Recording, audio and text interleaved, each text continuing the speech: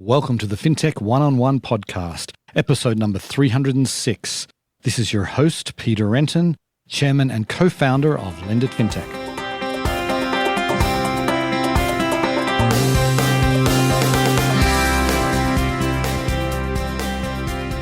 Before we start this episode, I want to tell you about a brand new event from Lendit Fintech.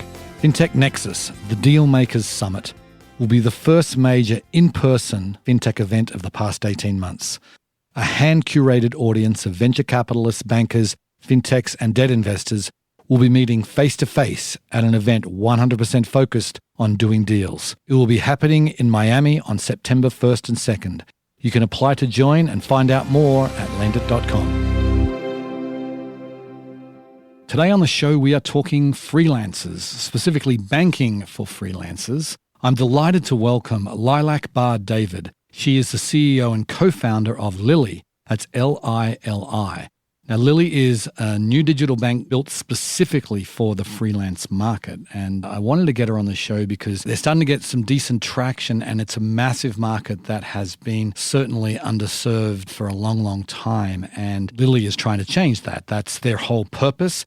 We get into what really are the unique challenges for freelancers today. We talk about why she decided to start a digital bank focused on this market. We talk about the different products they have, how the freelancers are using them, what's sort of the most popular feature that the freelancers are really spending time on. We talk about the impact the pandemic has had. We talk about their recent fundraise. They closed a sizable Series B pretty recently. They're focused on educational content and, as well, her vision for the future of Lili.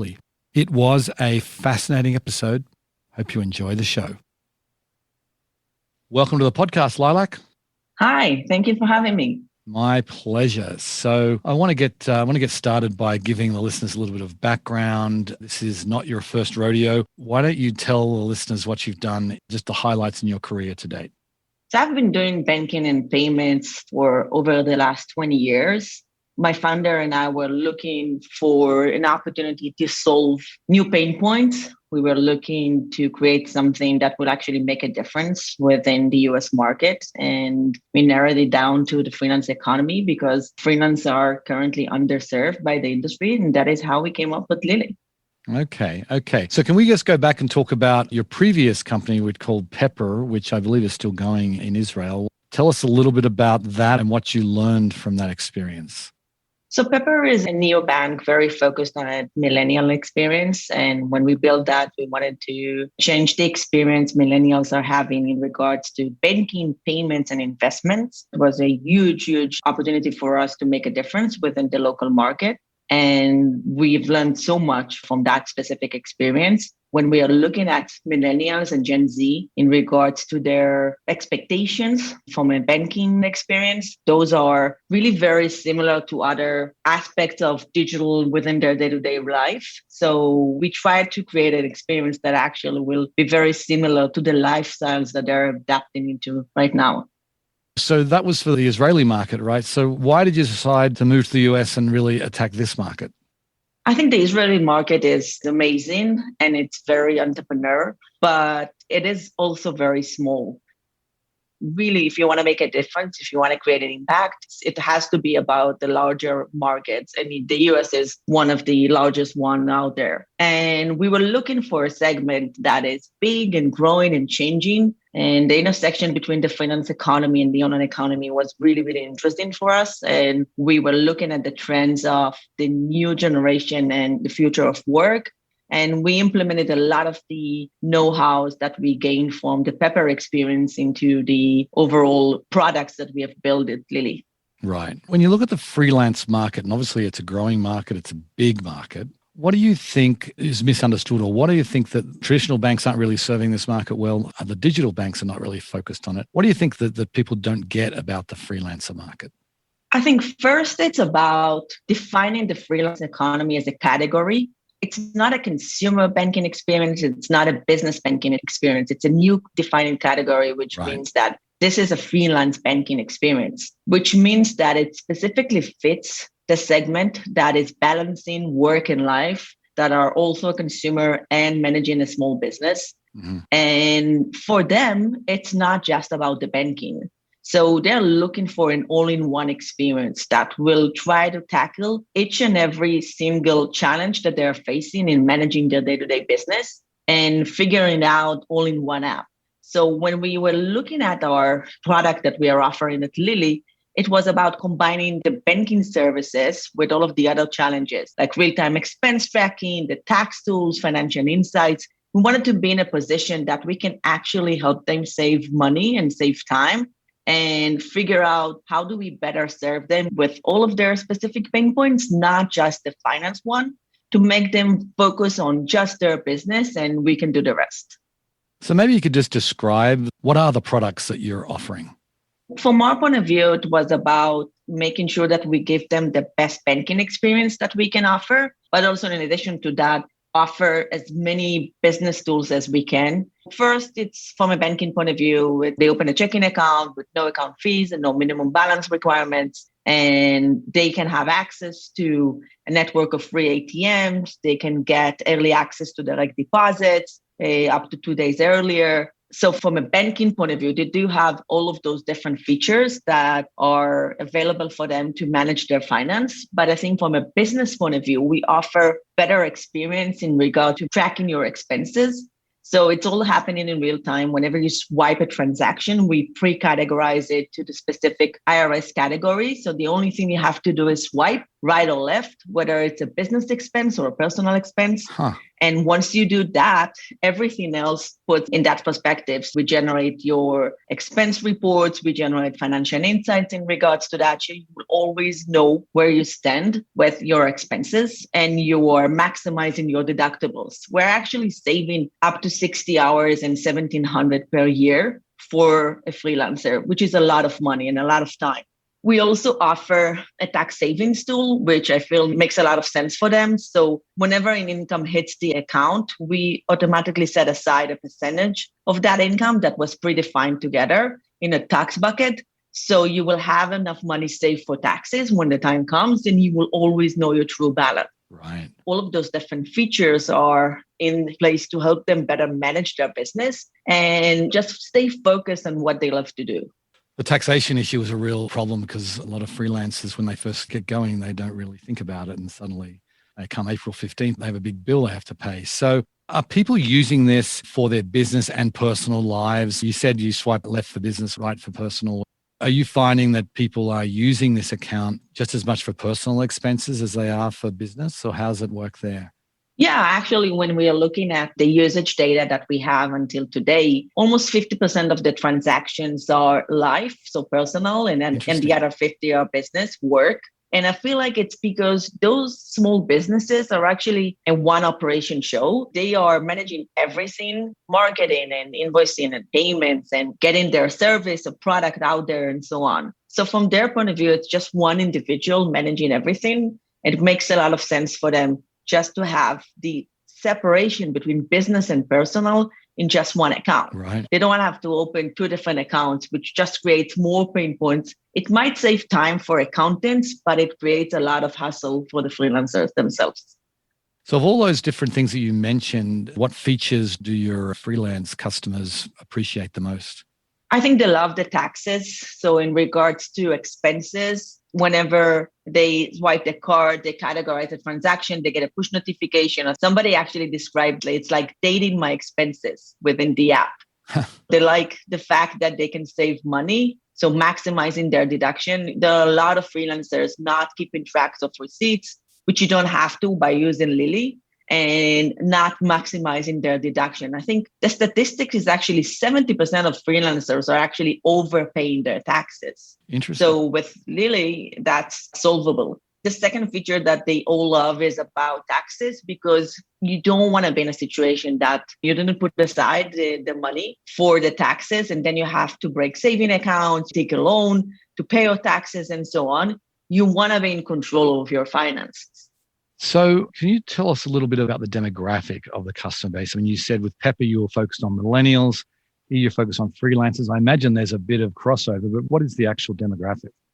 So a lot of our account holders are millennials and Gen Z, because that age group is actually performing freelancers on a day-to-day basis. But if you're looking at our demographics, it's actually everything you can think about it, from a programmer, an e-commerce shop owner, a beauty salon, a fitness instructor, a construction guy, drivers, delivery, dog walking. The freelance economy is actually now crossing a lot of different segments, and we are live in all 50 states. We have consumers from all across. So it's definitely people that are more focused on freelance as a position for their main income. But we also have side hustlers, because the pain points of managing a business is there, even if you're doing that on top of a 9 to 5 position or doing that as 100% income. Right. So I feel like if we're looking at the different challenges that they're facing, they all look for a simple solution to just manage it all in one.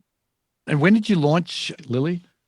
January 2020. January 2020. That's interesting timing then. So you had a couple of months before the pandemic hit, and then Just before, yes. obviously we know that millions of people lost their jobs, and I know a lot of them turned to freelance work. So what was that like for you guys? And obviously you didn't have much history before the pandemic, but what was that like? And have you sort of exceeded what you expect with new account signups because freelancing is becoming more popular?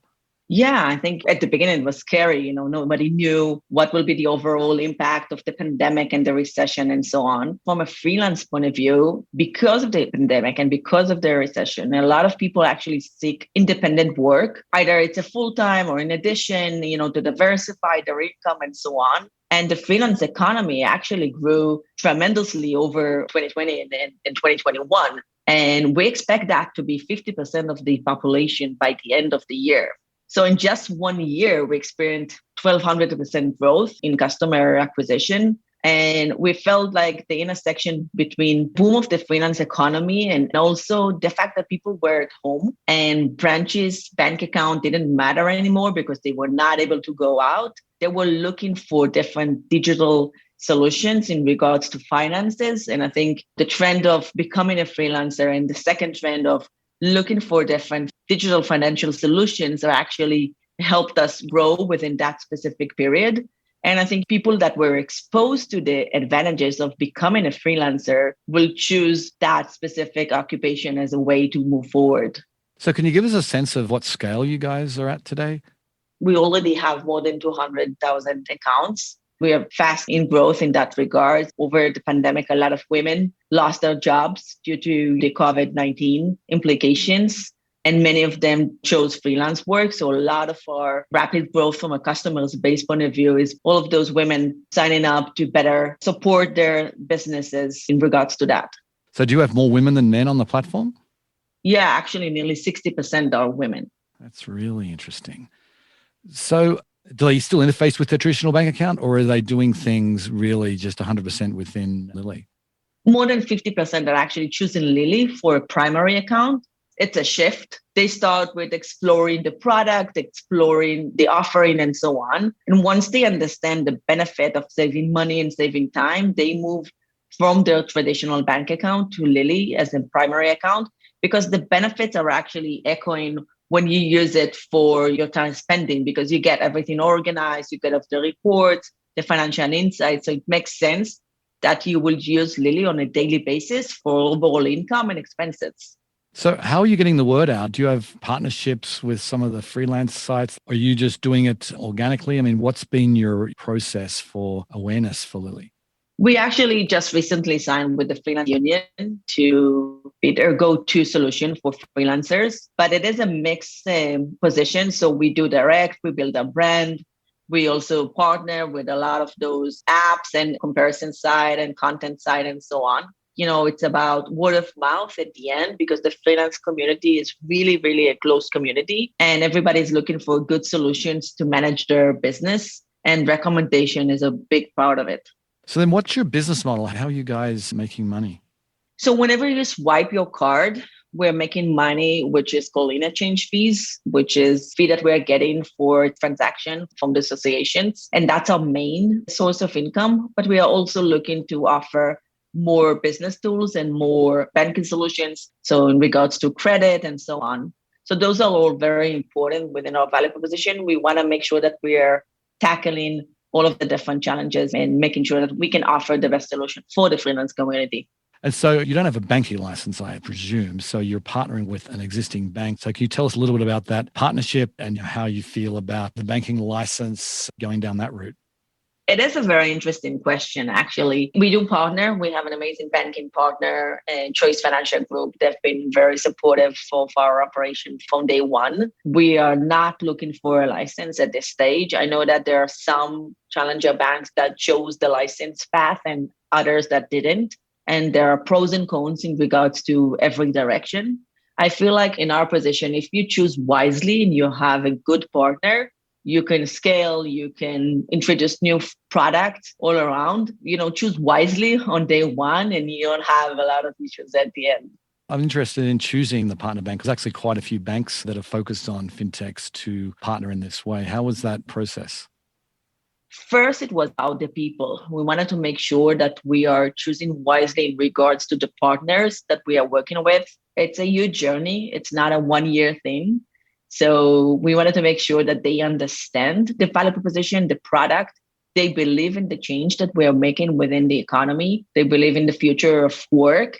They know that we can do better in regards to serving that specific community. So first, it was about the people behind it in regards to us communicating with them on a daily basis and working together to solve the issues. At the end, it's also about what kind of products we can build on top of that. Can we offer both deposit and credit? Can we offer the business tools on top of it and so on? So it's a mix of all of the above.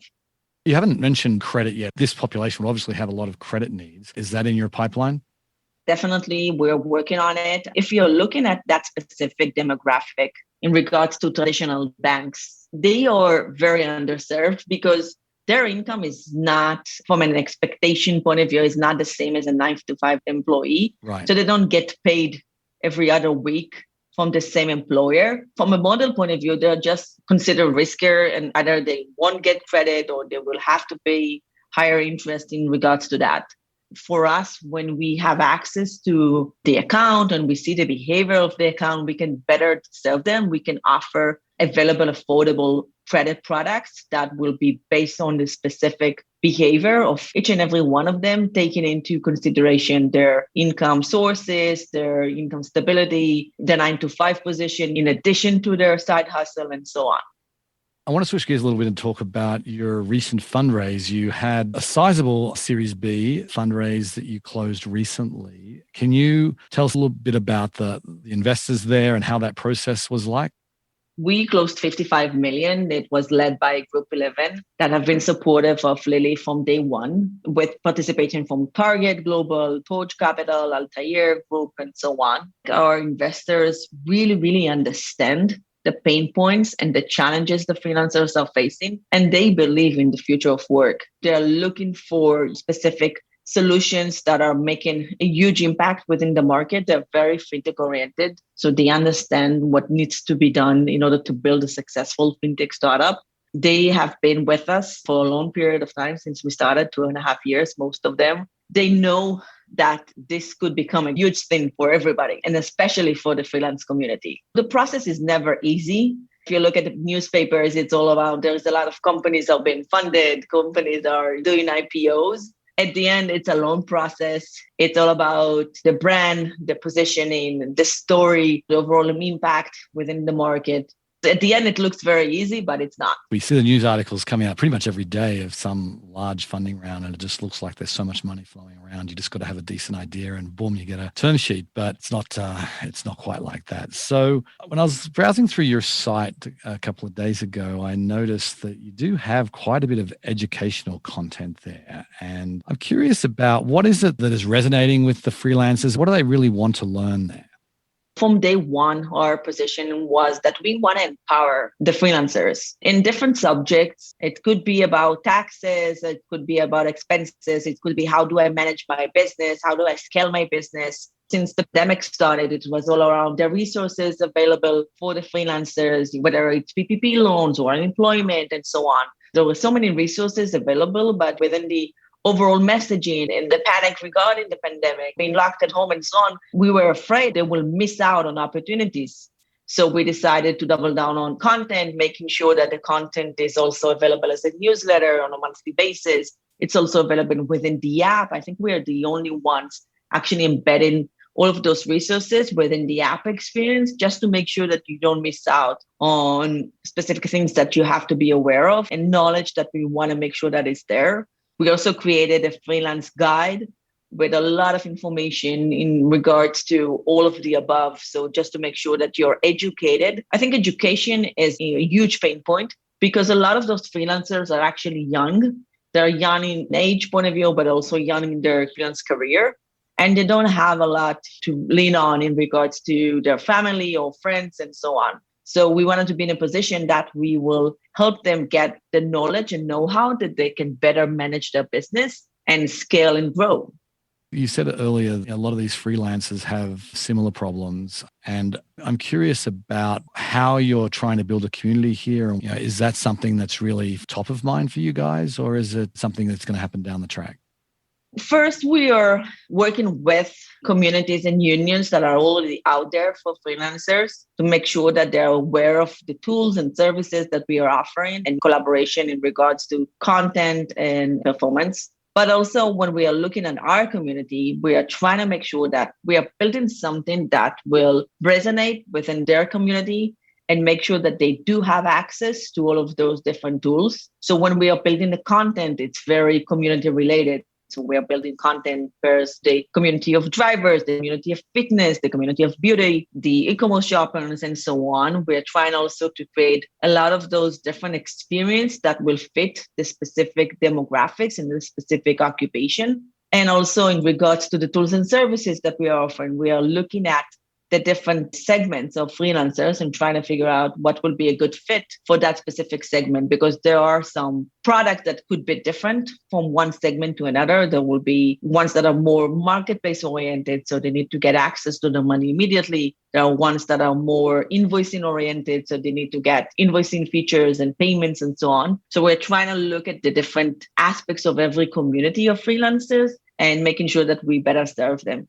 Like some of the bigger communities, I imagine, are like the drivers for Uber and Lyft and DoorDash and those sort of things. Are you trying to build interfaces into those apps? I know they're huge organizations these days, but a lot of people, particularly drivers, they like to get paid multiple times a day. But what's that process like for getting paid? So we're working with Visa in regards to Visa Direct. So whenever you want to get your money, you will just use the Lili card, and the money is available within 30 seconds.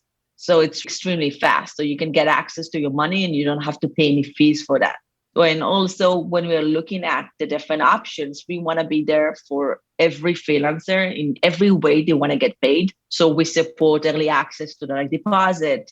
We also support mobile check deposit. We support cash deposit. So we have a lot of different ways that you can access your money better and better track your expenses in regards to the app.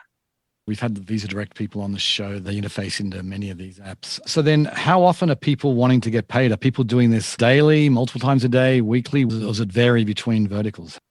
So it really depends on the segments. There are segments that are getting paid a few times a day, and there are others that are getting paid once a week. In regards to their method of payments, it could be very diverse.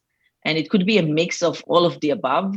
So you can see a freelancer getting paid using the card, Visa Direct. They also will have a check deposit. They will also get cash. They will go to a cash location that we are offering to deposit the cash and so on. And whenever an income hits the account, they will get a push notification. They will get an email. So they will always know the money is there and available immediately. And also the tax bucket feature, which means that we can take together a percentage and move it into the tax bucket. Their overall balance is actually their true balance, and they are safe to spend it. Is that tax bucket, is that just like a savings account that they're sort of set aside? How does that work? It is a sub account. It's not a saving account. It's a sub account. The money is there. If you want to move it back to the checking account, you can. We recommend that you save it for the tax season. But it's all done very automatically. You set the percentage. It's based on the expected income and expenses for the year. And we set a percentage specifically for you. Even if there is an emergency, if you need it, you can access it immediately. We also try to make sure that you are behaving in a better way from a financial point of view. So we introduced during the pandemic the emergency bucket feature, which is another bucket that you can save as little as $1 a day. So you will have money set aside for emergencies. We wanted to make sure that everybody will have access to at least $400 if they need it in regards to emergencies.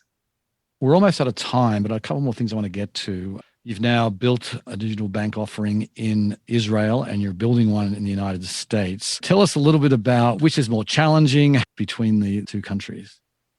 I think the overall challenges of freelancers are the same within both countries. The US economy is more used to financial products. So they are, from a trust point of view, they're willing to try and give a chance for any fintech related solution in regards to that, and making sure that they test the product, and if it's good, they will stay. And I think that's one thing that is very different. From a regulation point of view, it is very similar, but within the US economy, you have a lot of different solutions that you can integrate with in regards to KYC and AML and backend processing, and also the support from Visa. It is very similar from a banking point of view.